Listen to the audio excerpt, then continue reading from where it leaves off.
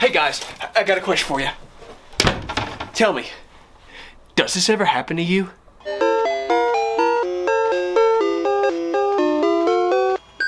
I just really need it right there. Gaming on the go. Definitely one of, if not the most well-known ways of playing games. Not to mention one of the most fun ways as well. The ability to be able to continue the fun of playing games in the car, on a trip, or in a hotel room, or anywhere on the go is really still a spectacular thing to this very day. It's something that gamers have wanted since the days of the NES all the way back in the mid-80s. While portable gaming has been attempted before at the time, however, in the year 1989, portable gaming was taken to a whole new level with Nintendo's powerhouse portable being the Game Boy. This thing can survive a bomb blast. The Game Boy changed everything when it came to portable gaming. It revolutionized the whole concept of playing games on the go. Instead of portable gaming being a thing that seemed impossible, now it was looking more promising. And I use that term very loosely for this. Man, I love playing games in a lovely shade of green. While the Game Boy was very revolutionary for portable gaming, it did have its flaws, like the screen not being very well visible, so you wouldn't be able to see in the dark, let alone outside through a car window with the sun shining through. But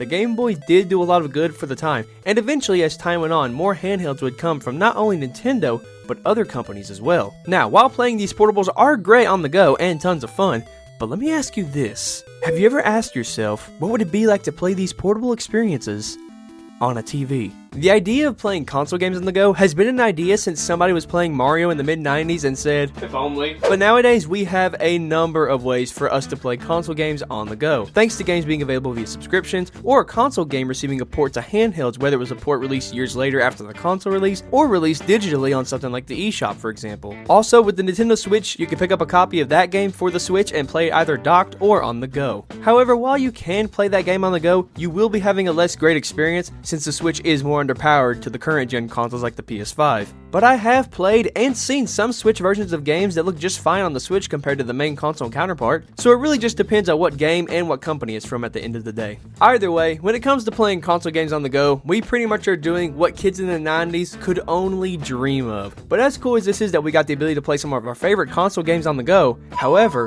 what if the situation was reversed and we could play portable games on our consoles? Well, as a matter of fact, that message was indeed received because there are indeed now a number of ways that this is possible now, and I thought today it'd be fun to go through many ways it is possible to play portable games on consoles. So to start us off, we gotta go back to where it all started for portable gaming, being 1989. When the Game Boy released in 1989 and was very successful as years went on, a lot of accessories were released for the thing as time went on. And one of those many accessories was the Super Game Boy. Releasing in June of 1994, Nintendo made an official cartridge for the SNES to where you could play your Game Boy games on the TV. You pop in a Game Boy cartridge in this slot and pop the bigger piece into the console and bring the fun from the little screen now to the big screen. I like the way this looks, and the feeling of putting a little cartridge into this big console really just puts a smile on my face. It's like putting together a puzzle almost. And when starting it, you're treated to a nice little logo, and then once that passes, we are now officially playing Game Boy games in color. But not only that, we are also now playing them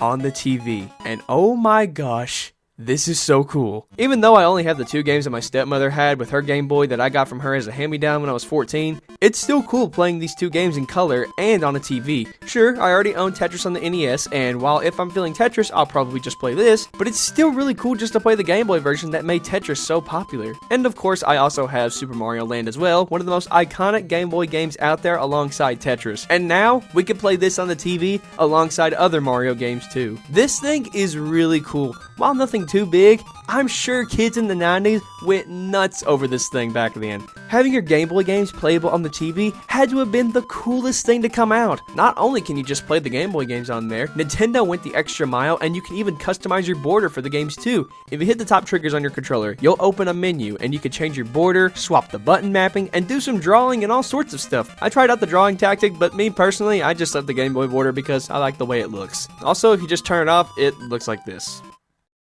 This looks wrong. Who is playing it like this? But overall, while not much, it's a simple, great little product this cartridge is. With this, you now have the capability to play as many games released on the Game Boy on your TV alongside your other SNES games. Bottom line is, while the Super Game Boy isn't too much, this simple little cartridge managed to do something so cool, and that is bring the portable Nintendo games that changed everything for portable gaming to the living room TV. Now, as the late 90s came and we started heading towards the 2000s with even the end of the N64 as well, we were entering a new era of gaming and getting farther away from the Super Nintendo and mainly the Game Boy lineup of games as a whole. The new and improved Game Boy was here, and that was the Game Boy Advance, launching in March of 2001 with a new cartridge style and new power for the portable world of gaming. Not to mention Nintendo's new home console, the GameCube, launching later that year in September of 2001. But with this new era of gaming being here and this portable being way more refined and massively improved upon since the original Game Boy, was there a way to play these new games from this advanced Game Boy on our consoles here as well? As a matter of fact, yes indeed there was, yet again. And you're probably wondering what that was? Well then look no further than the brand new GameCube add-on,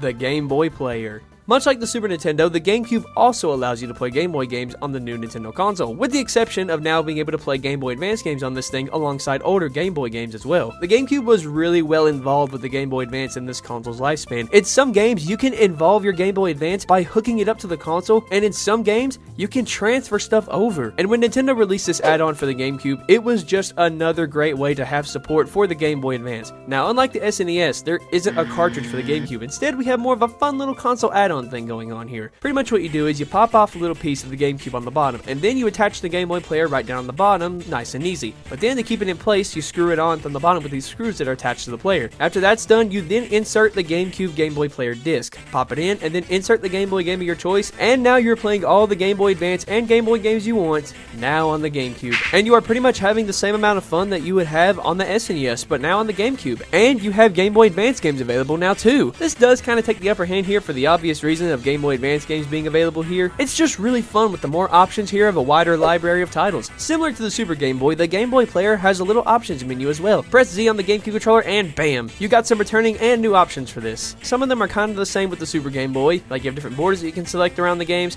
as well as the controller button layout changing too. And for the Game Boy Player, you got screen filters, as well as the ability to change the cartridges on the fly without shutting off the console. This is a really cool way to swap out cartridges. I like how it just goes flying out of the console, although I will say I do feel bad for those that had hardwood flooring when playing this. And there was one more feature here as well too, and that was a timer as well.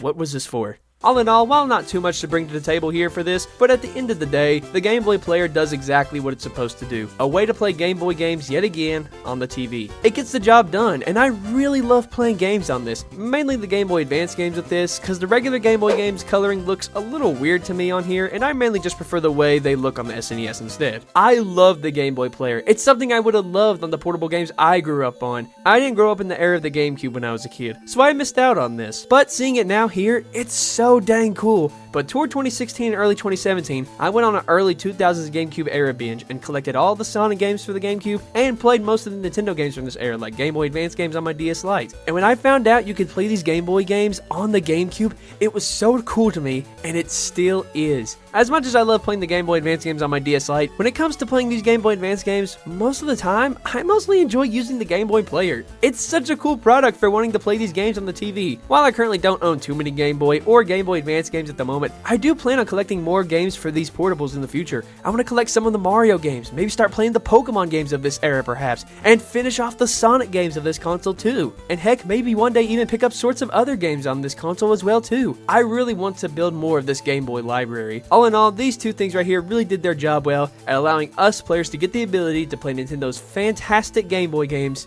on the TV. But after the GameCube era came to a close, we then entered a new console era for Nintendo, the Wii and DS era. And with this era, there was no console add-ons for the Wii, and also with the DSi, it would get rid of the ability to play Game Boy Advance games on the handheld. And for quite some time, playing portable games on console became a non-existent thing for a while, except with one other thing that was introduced at the time. But we will come back to that later. Ooh, the mystery! So with console add-ons being out of the picture starting at the mid-2000s, what would be the new alternative for allowing players to play portable games on console? Well, much like how console games would receive a port to handhelds eventually, before then, companies would come up with a smart way for portable gaming to make it over to consoles, and that was them taking the handheld game and bringing it over to console and upgrading it for said console as well. This whole thing technically started in the 6th generation of gaming, but in the 7th generation of gaming is where it really started to get really amazing. And thus, in the 7th generation of gaming, it would start the from handheld to console lineup of games that's still around to this very day. And I have a few examples here with me today to show off exactly some of these games that got brought over from handheld to console. Keep in mind, this isn't every game ever brought over from handheld to console, because one, these are the ones I have, and also these ones I chose specifically to show off for today. And who knows, maybe we can one day come back and revisit this topic one day when I have more. But for now, to start us off, we could start with one of the first few from handheld to console games I own,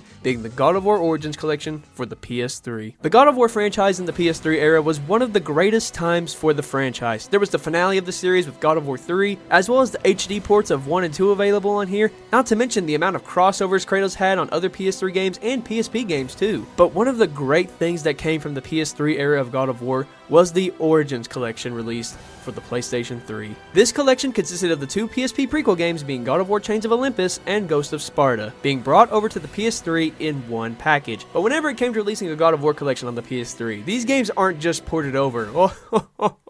Oh no. These games were remastered for the PS3, and now they look so dang good on here. While they aren't massively stunning visually, this is still a PSP game at heart, but the God of War Origins collection still got the job done with this. You are still playing God of War Chains of Olympus and Ghost of Sparta on the TV, and an amazing quality for these being PSP games. The games look really great here and very well cleaned up compared to their PSP counterparts, and these are now what many consider the definitive way to play these 2 prequel games. The gameplay in these games are as great as ever. While the combat and gameplay as a whole is a little stiffer and less fluent than the mainline trilogy of games, for this being originally a handheld game on the PSP, I can look past it. But at the end of the day, it's still great gameplay from these games. And playing these in HD on the PS3 is great, because without this collection, I never would have gotten the chance to play these prequel games. The Origins collection on the PS3 is great, and I love that we got this at all for more people to have access to these games here in the God of War franchise. Just wish I could say that about nowadays, though. Although, with that being said, there is one thing about this collection that does not sit well with me, and that being, you can't return back to the game collection menu once a game is selected. Why? I get that this is just a nitpick, but this is one of the biggest flaws in having a game collection. Not being able to go back to the game select menu, that's like a staple for every game collection ever. Why do you need to be special? As a matter of fact, this isn't the first time they did this. This was in their previous collection as well, being the God of War HD collection with the 1 and 2 HD ports. And the same problem was here, just like in this one, where you can't return to the game selection menu. I know this isn't a big deal, but whenever I'm playing one of the games and I want to switch over to a different one, I have to close the game entirely and launch it all over again. That doesn't deduct points from the collection, it's just really inconvenient, especially since this is a game collection where convenience is probably one of the first things that come to mind for a collection. But I digress. This collection is still great at the end of the day, and really shows just how awesome games can be when they are brought over from a handheld onto console, and this collection really is a great way to play these handheld games on the TV. Now, moving on to a different kind of handheld, let's move on to the one that I had growing up, the DS. And let's move on to one of my games I played when I was younger, a game that was from Kingdom Hearts. More specifically, in this case, Kingdom Hearts Recoded on the DS. Now, let me tell you this, when I got this collection a few years ago, I was pretty stoked to see that this game made it here as well. Sure, I was wondering how in the world a DS game was going to look on a PS4, but who cares? It's Kingdom Hearts Recoded! Truth be told, I never got this far in the collection. I mean, I've only ever played the first Kingdom Hearts game on it, and I'm still playing through it. But I'm genuinely curious how they brought my childhood Kingdom Hearts game on the DS, Kingdom Hearts Recoded, onto the next generation of consoles on the PS4 when this came out. So I'm curious to take a look at this and see what they done to it.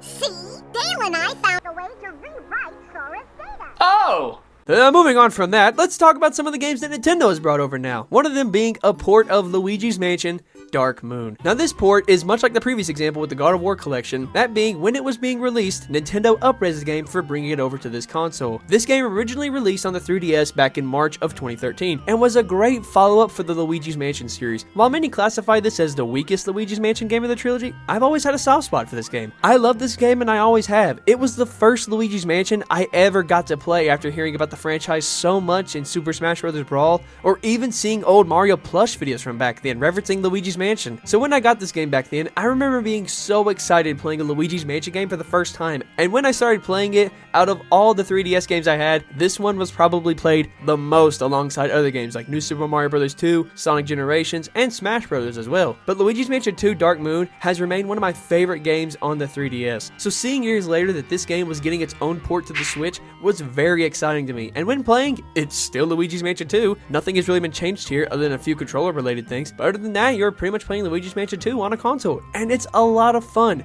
Sure, not much is different unlike other games Nintendo has brought from handhelds where Nintendo has fully remade them, but this game was still good for what it was. All they really needed to do was up the graphics a bit, and here we are. The game looks great. It's still a fun sequel to the original Luigi's Mansion game on the GameCube, and now we officially have 2 Luigi's Mansion games available on the Nintendo Switch. Now, when can we get one more, Nintendo? Now, when it comes to this, that's all I'll mention for the from handheld to console games that's out there, mainly because I don't have a lot of them, but at the same time, the same thing would apply for most of the from handheld to console games. All in all, the from handheld to console games are great, and is truly something great that companies have done for their portable games that they want to make playable on consoles. And with almost every time they bring a portable game to console, they usually deliver not only a better product, but one amazing new way to play these portable games on our consoles. Now, as previously said today, these 2 ways that you can play portable games on console, these 2 ways are great ways that you could play them as previously stated. But there was one more way to play portable games on consoles, and this goes back to what I previously said that was introduced on the Wii.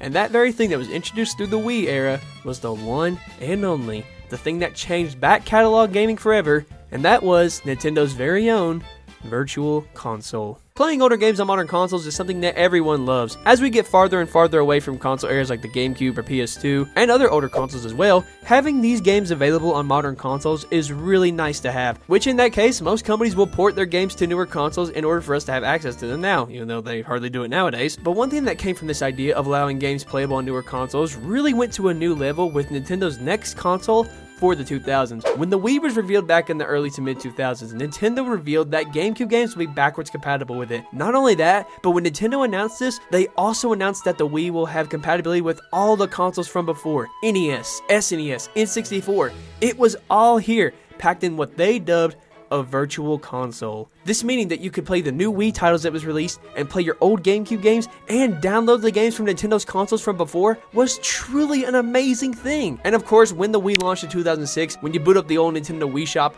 you could find the virtual console located in there. And as time went on, when the virtual console was out, more came to the virtual console than what was originally intended. Sega jumped on the train and Sonic titles were available for download, Commodore 64 games, TurboGrafx 16, more Sega Genesis games, Neo Geo, heck, even the Sega Master System as well. Just about everything was here, and the Wii's virtual console was truly amazing and made a lot of people who didn't have access to these games before finally get a chance to play them. I mean, thanks to the Wii's virtual console, it's how I finally got to manage to play the first Super Smash Bros. Game for the first time. I also got to play the original Mario 64 game as well. After growing up with the DS version for so long, I finally got to see the original game that came out back then and was the game that defined 3D gaming. Virtual console is truly a wonderful thing that Nintendo introduced in the Wii's lifespan, and of course when the 3DS came out, they brought it over to there as well, and even when the Wii U came as well, they brought it back yet again for that. Now, while I could go on about the 3DS and its virtual console in the eShop, we're talking about playing games on TVs mainly today. So, let's get straight to the Wii U. Words I thought I'd never say. Much like the Wii's virtual console, the Wii U got NES games,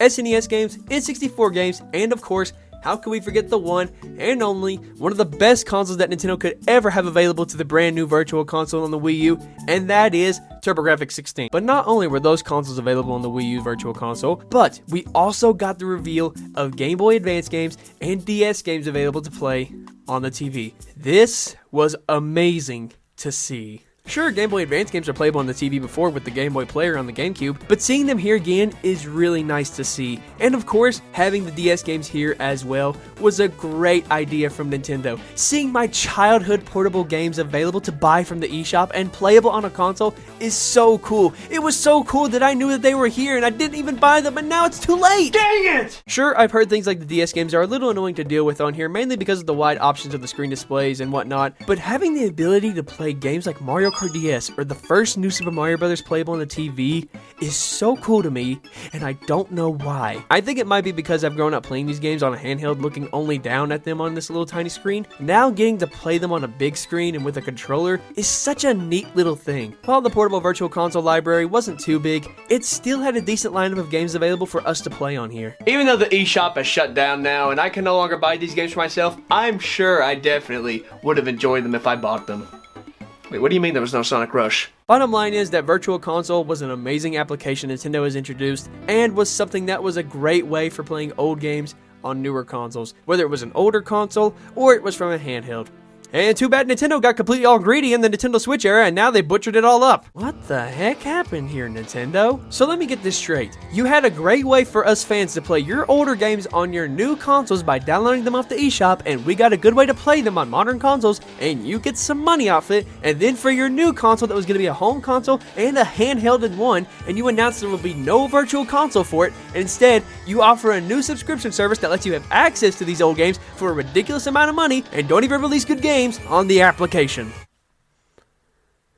I mean, you can always be Sony. Console gaming and portable gaming are two very different things in the world of gaming. And while consoles like the Nintendo Switch manage to succeed in both portability and being a home console, I do sometimes miss the joy of companies having home consoles and portable consoles. This might be nostalgia talking a little bit, but there's always something about portable games and what they offer unlike console games. They have a certain style and their own unique charm. Like, you look at a game that's a handheld, and you look at it and say, yep, that's a portable game, alright, and it brings its own fun to the table alongside the big boy home consoles. Now, I'm not sure if companies are ever going to go back to making portable consoles alongside home consoles again. With what the Nintendo Switch has accomplished in recent years of combining new home console and portability, it seems like Nintendo will be the guys at making great new consoles and great game experiences and being the place for portability in games nowadays. Also, there's the rise in mobile gaming in recent years too. Say what you will about mobile gaming today, but in my opinion, it falls flat on its face in comparison to handheld consoles. There's no magic with mobile games like handhelds have had. Now, I'll admit, I love playing some mobile games in the past, but ask yourself this.